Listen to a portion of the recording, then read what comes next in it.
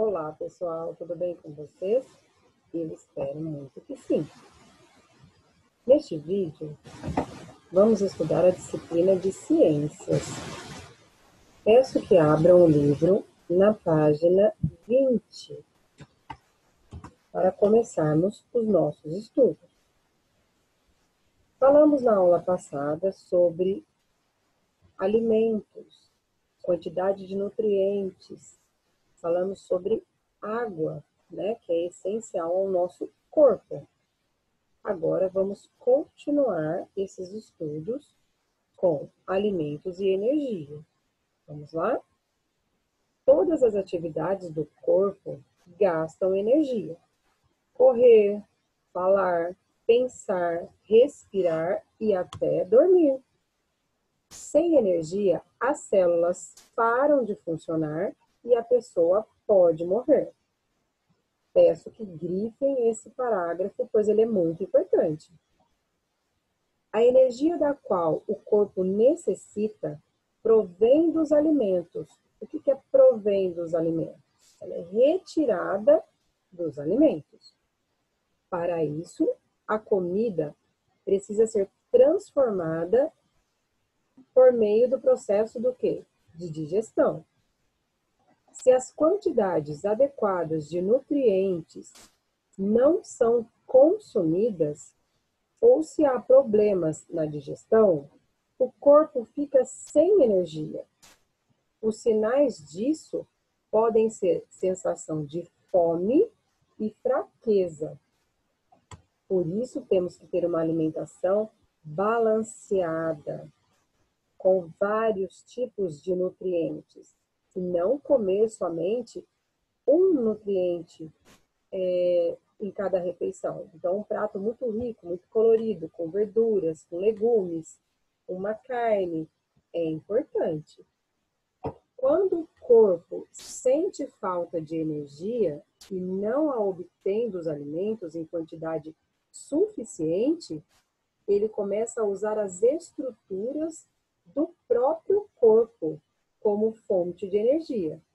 Dessa forma, a pessoa passa a perder musculatura, açúcares e gordura do corpo, o que a faz emagrecer, ficar desnutrida e desenvolver sérias complicações de saúde. Então, se você não está ingerindo os nutrientes necessários, ele vai retirando daqueles que você já tem. E isso leva à desnutrição. Então, pessoal, uma boa alimentação, ela é fundamental, né, para a nossa energia, para o nosso corpo. Vamos ver agora a hibernação e torpor. O ser humano e alguns animais, como os cães, não estão adaptados a diminuir as atividades do corpo em época em que os alimentos estão escassos. São poucos. Entretanto, existem animais que precisam se adaptar. Eles vivem em regiões frias, onde o inverno é muito rigoroso e há pouco alimento. Assim, durante essa época, eles reduzem ao máximo as atividades do corpo. Não se movimentam, respiram mais devagar, o coração passa a bater menos vezes por minuto, etc. Alguns podem entrar em um sono profundo, que só termina quando o clima esquenta novamente e há maior fornecimento de alimento pelo ambiente. Há dois processos que causam esse efeito da diminuição das atividades corporais de um animal durante o inverno. Um deles, então, é a hibernação e o outro é o torpor. Na hibernação, o animal reduz suas atividades e não se move durante dias e até meses. Exemplos de animais que hibernam são os esquilos, as marmotas, ouriços, algumas espécies de tartaruga, abelhas, cobras e morcegos. Já o torpor ocorre quando o animal ainda levanta periodicamente, o que mantém a atividade do corpo em nível bem maior do que nos hibernados. Esse processo ocorre em ursos, guaxinins e alguns pássaros. Então, turminha, esse parágrafo também é muito importante, pois há a definição de hibernação e torpor. Então, eu peço que vocês grifem esse parágrafo todo, certo? E na nossa aula vamos discutir mais sobre isso. Nós temos 2 exemplos aqui. As marmotas, na primeira imagem, perdem muito peso no inverno e o recuperam comendo bastante logo que voltam à atividade. E aqui embaixo nós temos os ursos pardos. Passam cerca de 4 a 8 meses em torpor nas tocas com as atividades corporais bastante reduzidas, certo? Continuando. Podem virar, ler e descobrir. A fome. Você já sentiu fome? O que será, né? A fome. Vamos discutir um pouquinho sobre isso. Quando a quantidade de alimento é insuficiente, as pessoas sentem fome. Vamos grifar também o que eu acabei de ler? Para algumas, a fome aparece quando realizam atividades físicas, como correr, brincar e nadar. Então, o corpo começa a dar sinais de que está na hora de comer. Entretanto, para milhões de pessoas que não possuem recursos para todas as refeições diárias, a fome é sentida durante todo o dia. Por décadas, o número de pessoas com fome vinha diminuindo, mas nos últimos anos, esse número voltou a crescer no mundo inteiro. Verifique as informações a seguir. Pessoas sem acesso à quantidade diária mínima de alimentos. Então, nós temos em cinza com alimentos suficientes. Então, nós temos 1 em cada 9 pessoas passam fome. Em azul são as pessoas, representando aqui as pessoas que passam fome. Então, 1, que é em azul, em cada 9 pessoas passam fome. 10,8%, cerca de 820 milhões de pessoas passam fome. Complicado, né? No Brasil, como está essa situação? Veja a seguir o custo da refeição por região no país. Na região norte, o valor médio de uma refeição, de cada refeição, sai aproximadamente R$ 33,14. Na região nordeste, nós temos o valor, então, médio de R$ 32,66. Na região centro-oeste, R$ 35,16. No sudeste, que é a nossa região, o valor é de R$ 34,72. Na região sul, nós temos o valor de R$ 34,18. Mais uma exposição aqui, através de um gráfico. Vamos analisar. Agora, observe a quantidade de pessoas por região do Brasil que vivem com menos de R$ 22,50 por dia. Então, no norte, 43,1%. No Nordeste, 44,8%. No Sudeste, 17,4%. No Sul, 12,8%. E no Centro-Oeste, 16,9%. Então, são na faixa rosa, menos de R$ 22,50. Na faixa amarela, mais de R$ 22,50. Certo? O que você pode concluir ao comparar os valores do gráfico anterior com o custo médio da alimentação no Brasil? Olhando esse gráfico, pessoal, o que dá para a gente concluir com isso? Que existem muitas pessoas que não conseguem fazer duas refeições por dia. Muitas vezes, eles passam somente com uma refeição ao dia, certo? Não conseguem, né, realizar as refeições corretamente, pois o custo é menor do que o valor médio cobrado por cada refeição. Então, vamos analisar, vamos pensar as duas tabelas, né, o gráfico e a tabela, para poder compor essa resposta. Na aula online, discutiremos muito sobre isso, mas tentem responder para quinta-feira, certo? Continuando.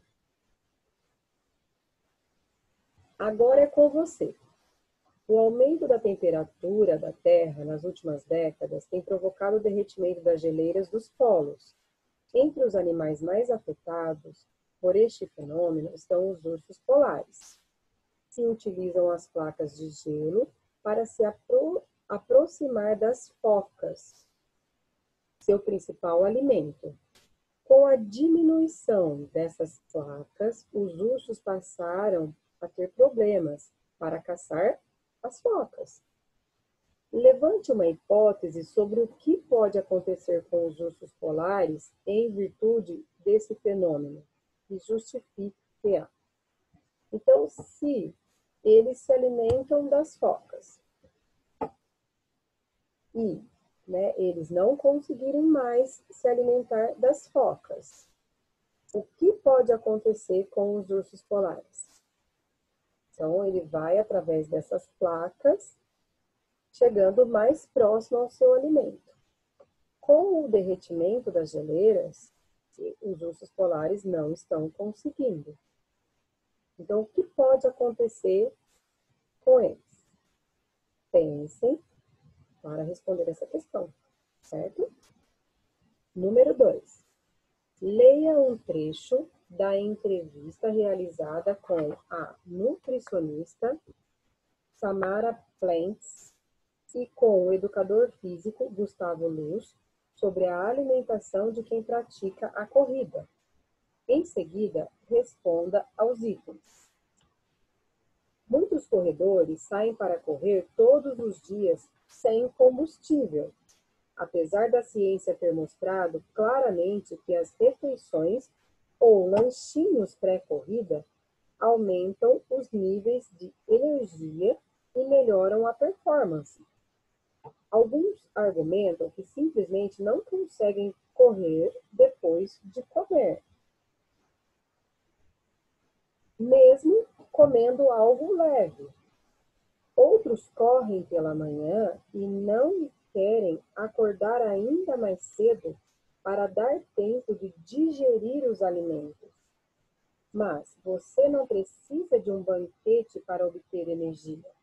Uma torrada, um pedaço de fruta ou um pote de iogurte ajudam a treinar com mais força e melhorar, né, o seu desempenho garantido.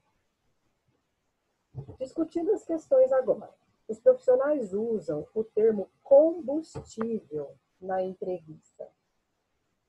A que combustível eles se referem?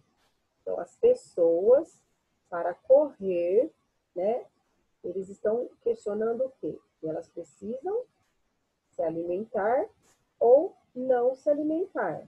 Então, se alimentar vai gerar mais energia para a corrida? Ou pessoas estão dizendo que não, porque se eu me alimentar, eu vou ter que acordar muito mais cedo para me alimentar, esperar fazer a digestão para depois correr? Então, pensem, o que significa o termo combustível neste texto? E responda a questão. Na letra B, pessoal, por que eles indicam consumir uma torrada, um pedaço de fruta ou um pote de iogurte antes da prática do exercício físico?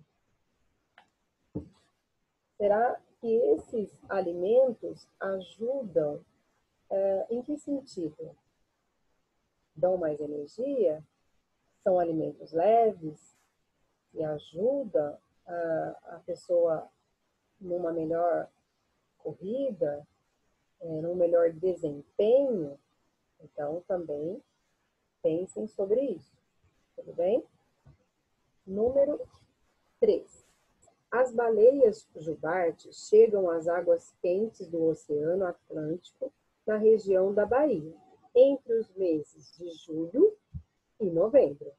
Nessa região do litoral brasileiro, a baleia fêmea dá à luz um único filhote e depois que ele já tem força suficiente para acompanhá-la, eles voltam ao Polo Sul, onde vivem, né?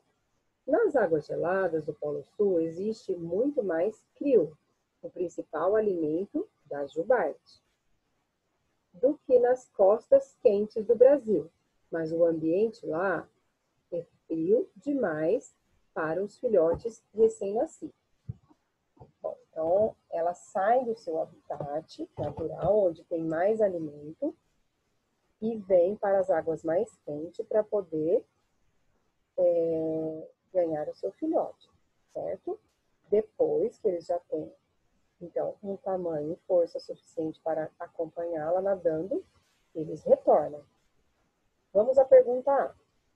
Explique o que pode acontecer com a baleia jubarte adulta quando ela sai das águas geladas do Polo Sul e nada em direção às águas quentes do Oceano Atlântico.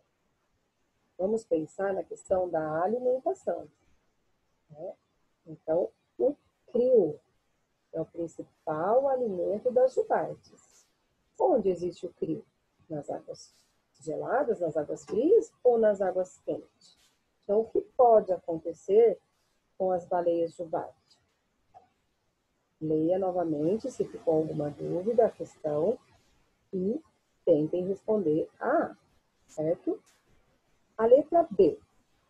O que acontece com a massa corporal dessas baleias quando elas voltam para o Polo Sul?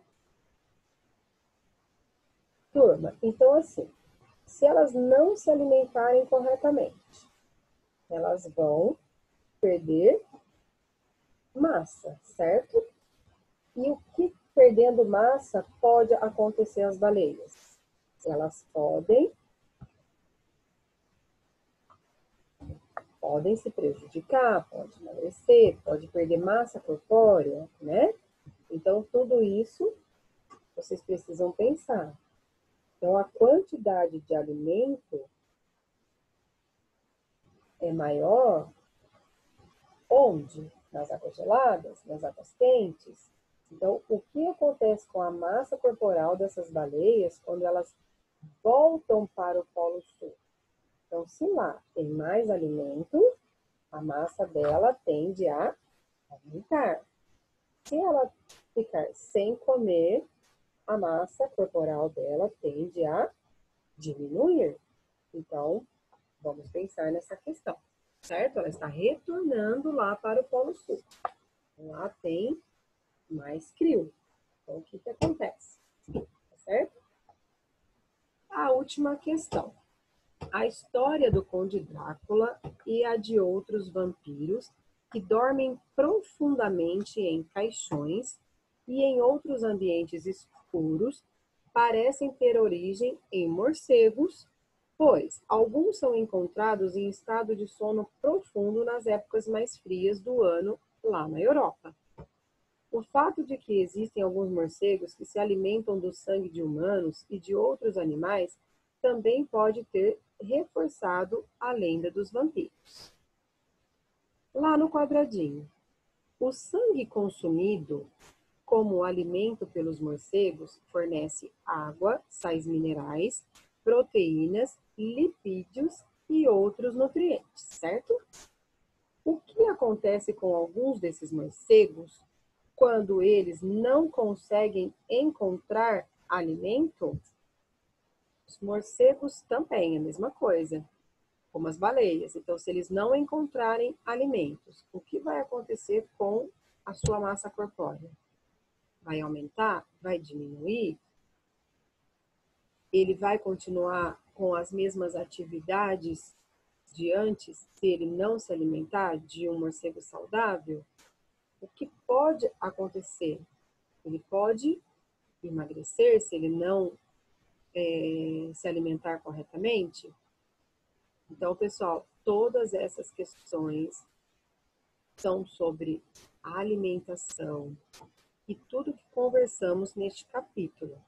Pensem, reflitam, se ficar alguma dúvida na nossa aula online, vamos discutir, vou esclarecer todas as dúvidas a vocês, mas eu quero que tentem fazer para a correção da aula de quinta-feira. Tudo bem? Continuando aqui. Para relembrar só depois, né? Agora ainda é mais atitude, desculpa. Nessa atividade, você vai propor um cardápio para algumas refeições de um dia. Café da manhã, almoço, lanches e jantar. Essa atividade eu vou conseguir verificar somente no dia 9 de julho, que é na outra quinta-feira. Então, vocês terão mais uma semana para respondê-la. Então, vocês deverão colocar exatamente aqui o cardápio de vocês, o que vocês comem no café da manhã, no lanche, no almoço. Depois do almoço tem um lanchinho? Anotem o jantar e se antes de dormir também fazem um lanchinho.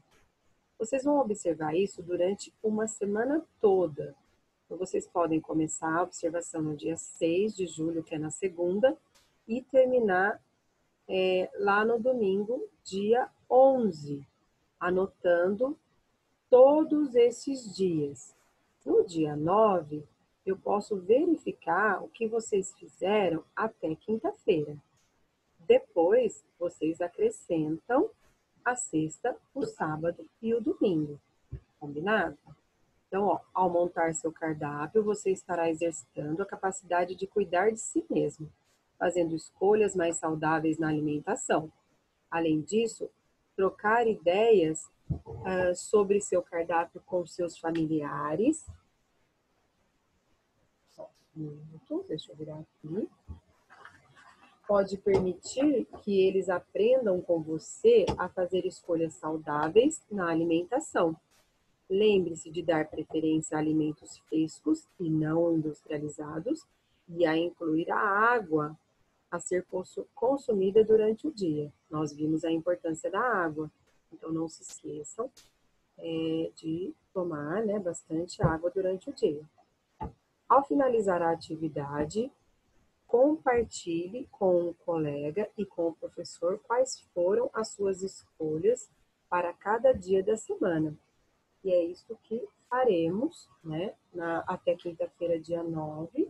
E depois, na outra aula, também vou querer saber tudo que vocês fizeram na nossa aula online. Vocês poderão me passar todos os dias daí completos que vocês montaram neste cardápio, certo? Combinado? Continuando aqui para encerrar, agora sim, o para relembrar. O que foi discutido neste capítulo? Para ter uma vida saudável, é preciso consumir bastante água e possuir uma boa alimentação. Hidratação. A hidratação ela é muito importante, então a água é fundamental para a nossa vida. Ela compõe mais da metade do nosso corpo e está presente em todas as reações que o mantém em funcionamento. Por isso, precisamos garantir uma quantidade adequada de água no nosso organismo. Agora, a alimentação. Durante a alimentação, obtemos nutrientes e energia dos alimentos que escolhemos. Então, precisamos ter uma alimentação saudável. Selecionar os nossos alimentos, certo? Por isso, devemos ser conscientes quanto ao nosso cardápio, pois o que bebemos e comemos pode auxiliar no bom funcionamento do corpo ou prejudicá-lo. Certo, turminha? Revisando, neste capítulo você estudou a necessidade da água para a saúde do corpo, as funções da água no corpo, o fornecimento de nutrientes e de energia para o corpo por meio dos alimentos, o torpor e a hibernação. Certo? Eu espero que tenham entendido. Façam todas as atividades. Qualquer dúvida, vou esclarecer com certeza na nossa aula online, certo? E é isso. Fico por aqui, encerro esse vídeo hoje, né, agora. Um grande beijo a vocês e até o próximo vídeo. Tchau, tchau!